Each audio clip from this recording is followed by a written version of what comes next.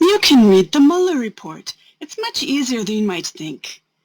Hi, my name's Janet, and I made this presentation when I realized that although there is a lot of discussion about this report in the news and in real life, not enough people have actually read it. This is an incredibly important document, and it's vital that all concerned Americans read it, no matter your political views. The following presentation is a very brief overview, which I hope will take away some of the mystery and encourage you to dive in. First, get a copy. You can download the report to your device from the Department of Justice website. This really bad picture is of my phone, so I have it on the go. Or you can look for online searchable versions, audiobook, and so on. Most are free. My favorite, beside the actual report, is the graphic novel version by Barbara Slate, due to come out in July 2019. I have no connection to the author. I just really like this idea. Now, here's the report. Look, it's not intimidating at all. It's very clearly written in plain language, and the index makes it very simple to look up the information you want. Second, find a helpful resource to help you interpret and understand the report. MuellerBookClub.com is very informative. They've had legal experts discussing various aspects of the report. Jerry Nadler has joined, as has Neil Katyal, who helped draft the Special Counsel regulations, as well as many other experts. You can buy the report from Amazon with Washington Post articles. I really like Terry Canefield's blog, Musings on Law, Books, and Politics. Her posts from April 18th through 22nd, 2019 cover the Mueller report. I must say that much of this presentation owes a great deal to Terry, so I hope you read her blog. Then, third, set yourself up with a very large cup of coffee, and let's get reading. Don't forget, knowledge is power. In fact, it's a superpower. Now, how did the report come to be? According to Volume 2 Executive Summary, during the 2016 presidential campaign, it became apparent that Russia might be behind the illegal hacking and release of emails which damaged the Democratic Party and presidential candidate Hillary Clinton. Trump dismissed the idea. In fact, he seemed to be seeking Russian contacts. Russia, in turn, seemed to be supporting Trump's candidacy. On July 30th, 2016, the FBI opened an investigation into whether members of the Trump campaign were coordinating with Russia in their interference.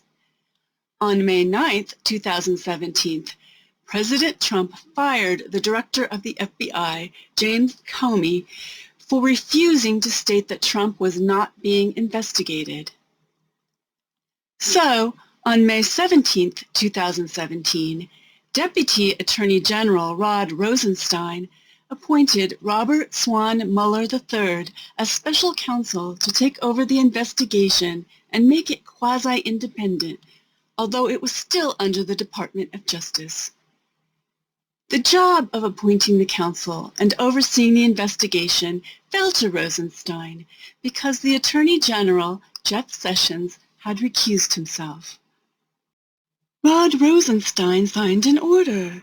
The order signed by Rosenstein appointed Mueller as special counsel and authorized him to investigate the Russian government's efforts to interfere in the 2016 presidential election, including any links and/or coordination between the Russian government and individuals associated with the campaign of President Donald Trump. 2. Any matters that arose or may arise directly from the investigation. 3. Any other matters within the scope of the applicable regulation. This is referenced in Volume 1, pages 1 and 11, and in Appendix A. The report has 2 volumes. Volume 1 concerns Russian interference in the elections and Russian links to the Trump campaign. I've highlighted the applicable parts of the order in yellow below. Volume 1 is on pages 1 through 207 if you go by the page count, which is what you'll see when you do Adobe Reader search. And it's on pages 1 through 199 as the pages are labeled at the bottom.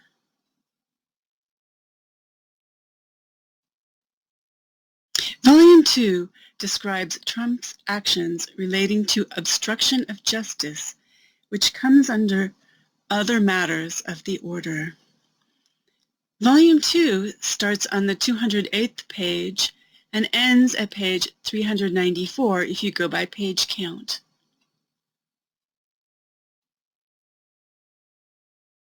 There are also 4 appendices.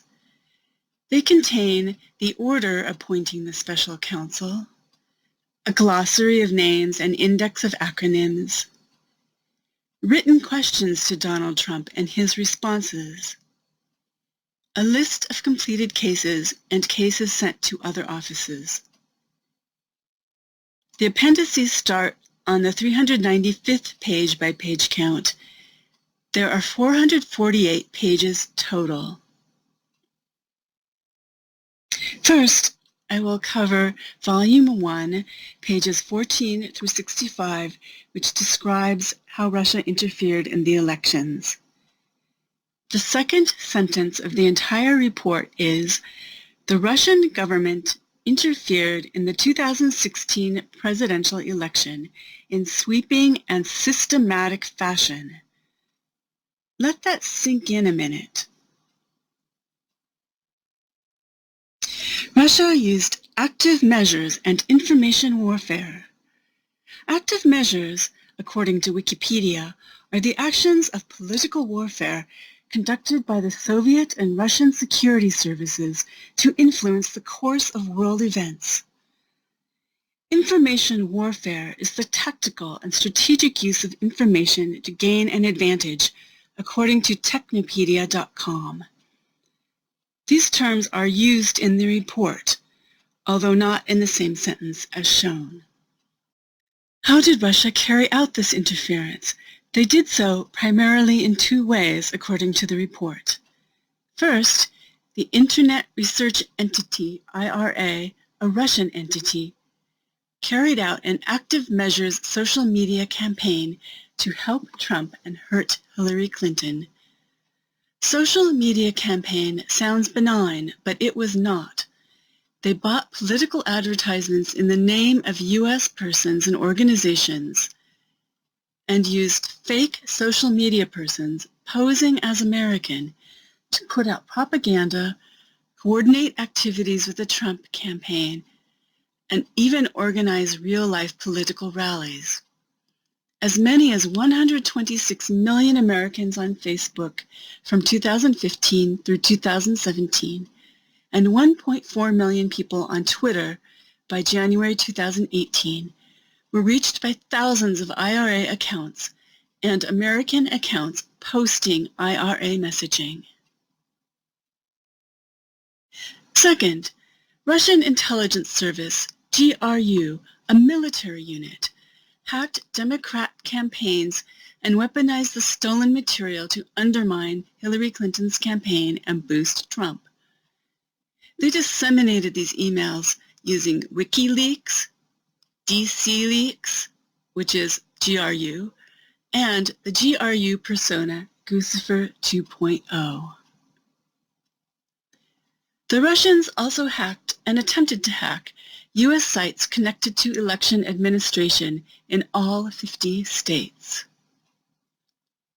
The purpose of these actions was to sow discord and undermine the American political process, support the Trump campaign, and weaken and divide the Democrats. Their goal was to divide the Democrats by preventing Bernie Sanders' followers from supporting Hillary Clinton in the election. Take note, this is still ongoing. Note that the report does not say that Bernie Sanders himself was involved in any way. Trump and his campaign made their wishes known from afar so that their actions could not prove to be conspiracy. Being lifetime career criminals, they are very good at what I call spooky action at a distance, communicating in ways which can't be proven to be an agreement between the parties. For example, when Trump publicly asked, "Russia, if you're listening, I hope you're able to find the 30,000 Clinton emails that are missing," Russia clearly knew what he meant. Within approximately 5 hours of Trump's statement, GRU officers targeted for the first time Clinton's personal office. Next, I will discuss Volume 1, Links Between the Trump Campaign and Russia, pages 66 through 173. The special counsel found numerous links, that is, contacts, between Trump campaign officials and individuals having or claiming to have ties to the Russian government. How many contacts? The report doesn't say, so I looked at some other sources. The New York Times reported 140 contacts between Russians and 18 people associated with the campaign, according to its journalistic research. Big note here. The news media was vindicated by the report. By and large, reporting from major news sources was accurate, although necessarily incomplete. What were these contacts for? The Russian contacts consisted of business connections, offers of assistance to the campaign, invitations for candidate Trump and Putin to meet in person, invitation for campaign officials and representatives of the Russian government to meet, and policy positions seeking improved U.S.-Russia relations. Carter Page and George Papadopoulos at different times were both foreign policy advisor to the campaign. Both pushed hard for stronger U.S.-Russia relations, which Trump showed great interest in, and talked about setting up meetings between Trump and Putin using their contacts in the Russian government. Carter, in particular, is a Russophile. He lived and worked in Russia and tried to start businesses there. Page had ongoing contact with officials in the Russian government and with Russian intelligence officers. Page knew what they were, and in fact, in 2015, some of these officers were charged with conspiracy to act as unregistered agents of a foreign government due to their interactions with Page. However, in spite of the connections, the investigation did not establish that Page coordinated with the Russian government efforts to interfere with the 2016 presidential election. Some notable quotes are shown on this slide. Carter Page, in a speech given in Moscow on July 7, 2016, criticized the U.S. government's foreign policy toward Russia, particularly the often hypocritical focus on ideas such as democratization, inequality, corruption, and regime change. For his part, Papadopoulos, in a phone interview to join Trump's campaign, understood from the conversation that Russia would be an important aspect of the campaign's foreign policy.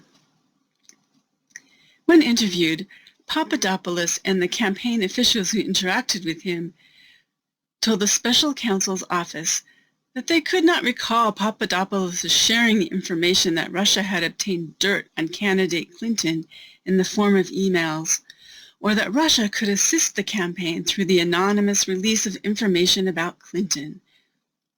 This was in spite of the fact that Papadopoulos did know about the emails prior to their release to the public and told at least 2 people outside the campaign about them. Michael Cohen was Trump's lawyer and fixer and was involved in countless schemes of Trump's.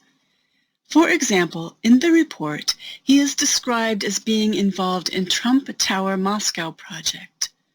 This project involved Cohen working with Felix Sater, a real estate advisor in New York, and Crocus Group, a Russian real estate conglomerate, among others. It was understood that in order for this project to be carried out, the Russian government would have to be involved. Some notable quotes are shown on this slide.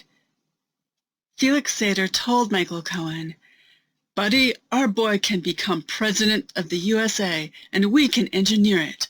I will get all Putin's team to buy in on this. I will manage the process. And we can own this election. Michael, my next step are very sensitive with Putin's very, very close people. We can pull this off. This is really, really good." The Trump campaign also had connections with the Center for National Interest, CNI, a Russian think tank influential in the U.S. for making contact with Russian officials and politicians. Jeff Sessions had contact with CNI, which eventually led to a foreign policy speech by Donald Trump at the Mayflower Hotel at the invitation of CNI. After the speech, Donald Trump was introduced to Sergei Kislyak, the Russian ambassador who has ties to Russian intelligence.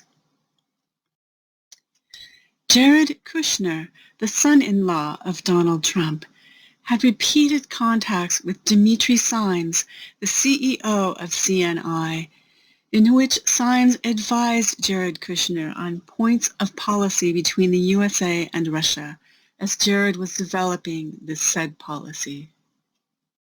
Now we come to the infamous Trump Tower meeting on June 9, 2016.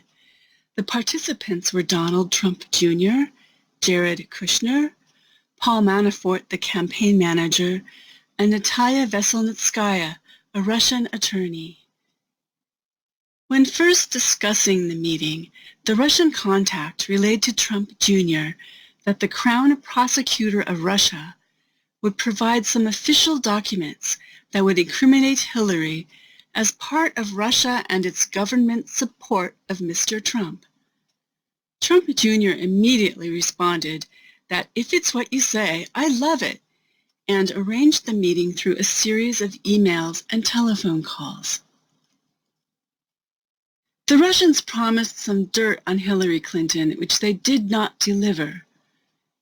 They did, however, get compromised because the meeting itself showed that members of the campaign were willing to get help illegally from the Russian government to get Trump elected.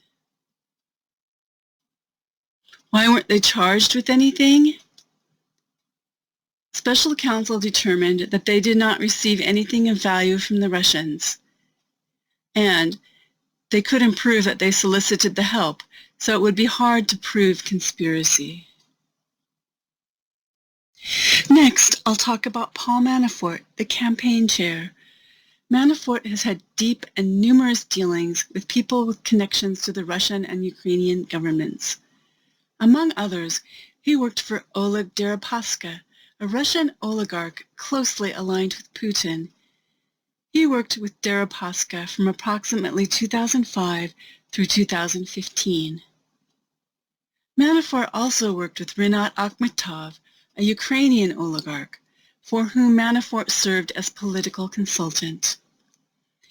In this work, Manafort assisted the election of Viktor Yanukovych, the Russian-connected candidate, to the presidency in 2010. Manafort became a close and trusted political advisor to Yanukovych during this time as president of Ukraine. Yanukovych served in that role until 2014, when he fled to Russia amidst popular protests. The next contact involves Konstantin Kalimnik, a Russian-Ukrainian operative who passed information from Paul Manafort to his Russian contacts. Manafort instructed Rick Gates to provide Kilimnik with updates on the Trump campaign, including internal polling data. Manafort expected Kilimnik to share that information with others in Ukraine and with Russian oligarch Deripaska. Gates periodically sent such polling data to Kilimnik during the campaign.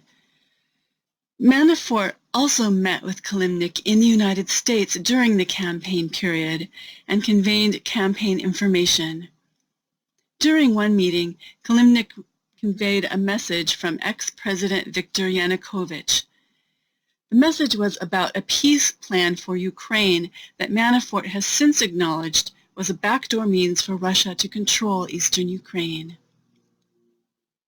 Manafort also briefed Kilimnik on the specifics of battleground states, which Manafort identified as Michigan, Wisconsin, Pennsylvania, and Minnesota. The report does not say what was done with this information. We now come to the conclusion of Volume 1, which discusses charges brought for Russian interference. This is on pages 174 through 206 of Volume 1. First, did the investigation find collusion? No, wrong question. Special counsel did not look for collusion. Rather, they used conspiracy. They argue that collusion does not have a settled definition in federal law. They do use the word coordination at times in the report to mean an agreement between the parties. So, did special counsel find conspiracy? Yes. The 13 Russians involved in active measures were charged with conspiracy, as was Paul Manafort. Other charges were also brought. Appendix D lists 28 cases, 11 cases transferred, 14 referred to other offices such as the FBI and the state of New York, and 3 completed. Here are 3 examples of charges. Paul Manafort was sentenced to 7.5 years in prison for foreign bank account registration, bank fraud, money laundering, tax fraud, Foreign Agents Registration Act, and conspiracy to obstruct justice, witness tampering. Michael Cohen pled guilty. He was sentenced to 3 years for lying to Congress, tax evasion, bank fraud, and campaign finance violations. George Papadopoulos was sentenced to 14 days in a plea deal for lying to the FBI about conversations with people he believed were working on behalf of Russians. Conspiracy to commit an offense against the United States, identity theft, and conspiracy to launder money. But you could ask the question, given all these suspicious actions, it seems like more charges should be brought. What's going on? That's not the whole story. First of all, there were charges brought, particularly for active measures. Note that no Americans were charged with active measures, since the Russians were posing as Americans, and there is no evidence that any American thought they were dealing with anything else. Secondly, special counsel was unable to collect enough evidence to bring a winning case to trial in many situations. Witnesses lied, invoked the Fifth Amendment, and deleted communications. Numerous witnesses and documents were outside the U.S. and not available to investigators. There are not laws on the books to cover many actions by Trump in his campaign. Keep in mind that many of the actors in the report have a long history of skirting the law. The report states, "A statement that the investigation did not establish particular facts does not mean there was no evidence of those facts." And, given these identifiable gaps, the Office of Special Counsel cannot rule out the possibility that the unavailable information would shed additional light on or cast a new light on the events described in the report. I must acknowledge that this slide owes a lot to Terry Canefield's blog posts of April 27th and May 20th, 2019. Thank you, and I hope everyone reads her blog.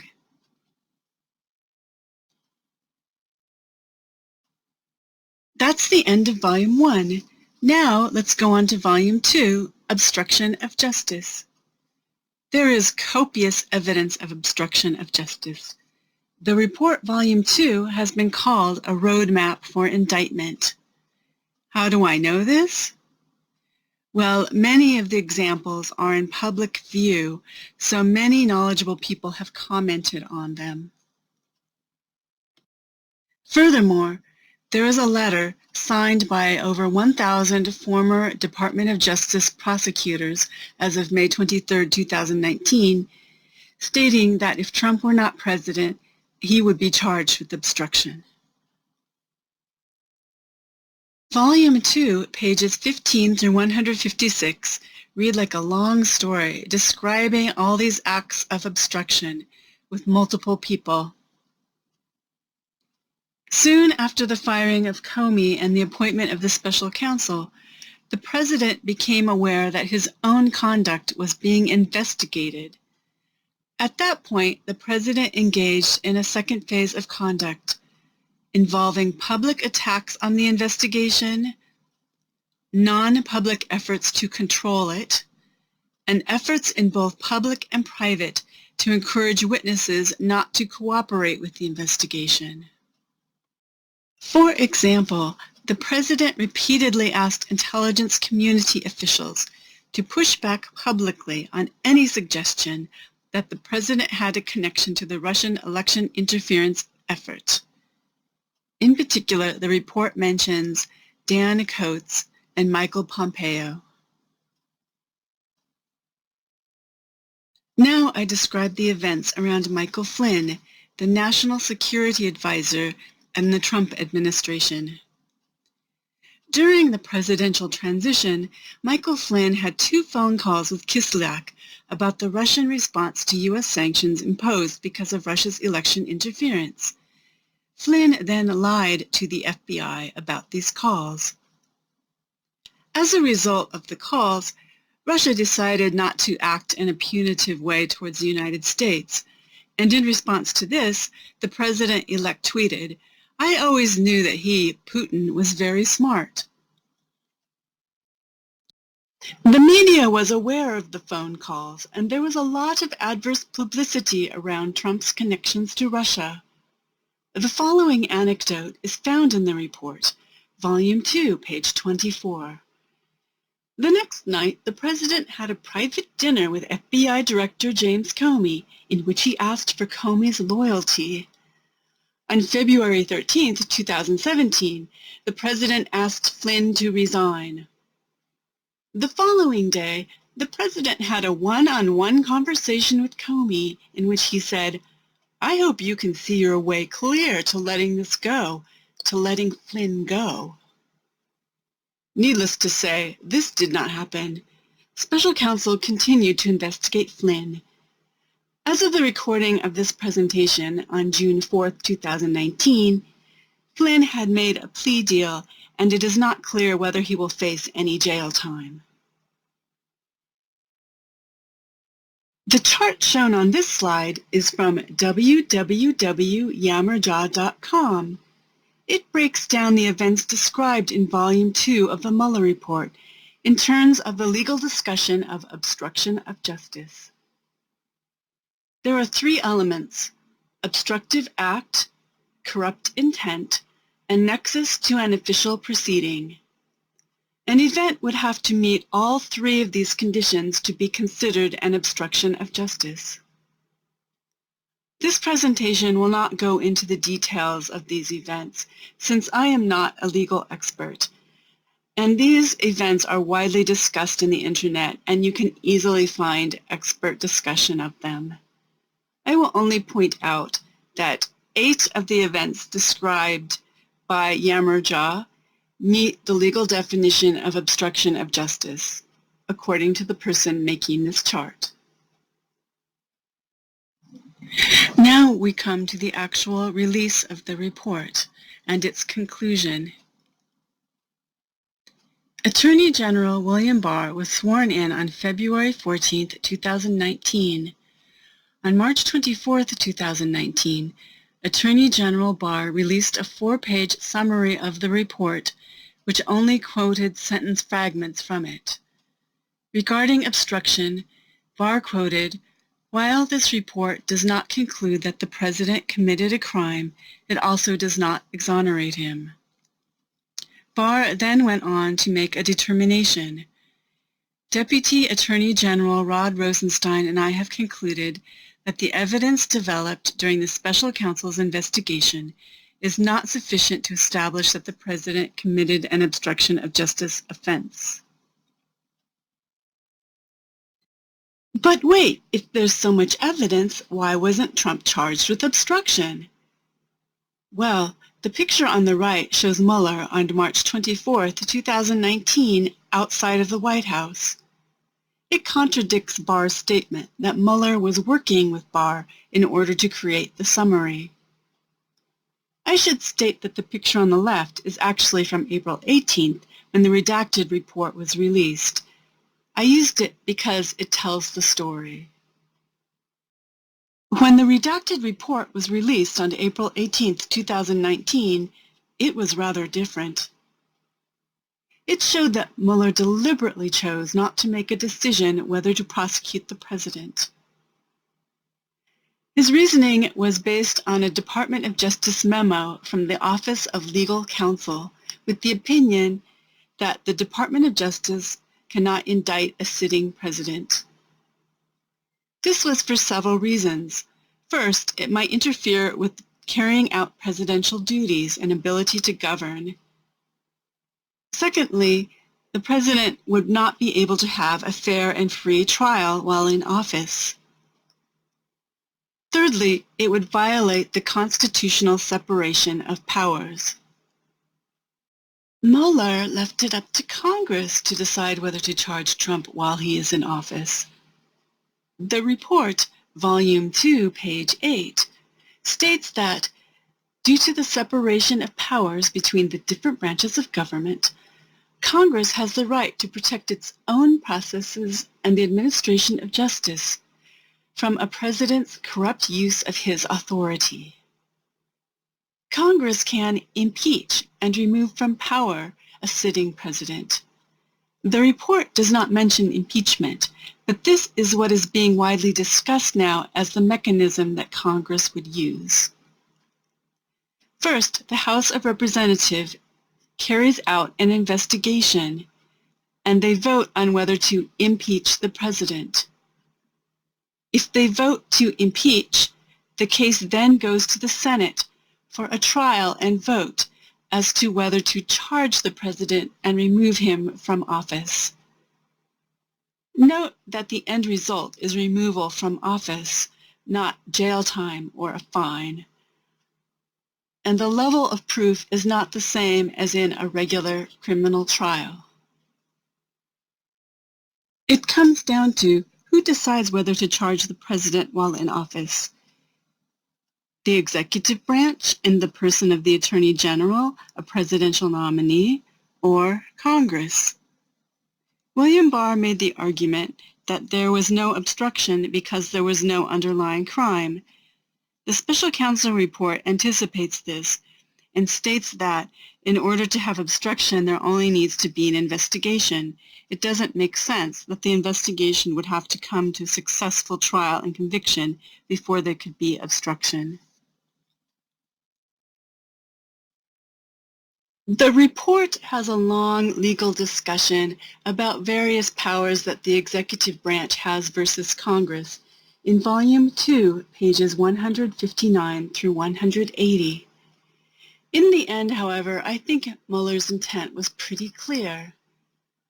The conclusion that Congress may apply obstruction laws to the President's corrupt exercise of the powers of office accords with our constitutional checks and balances and the principle that no one is above the law.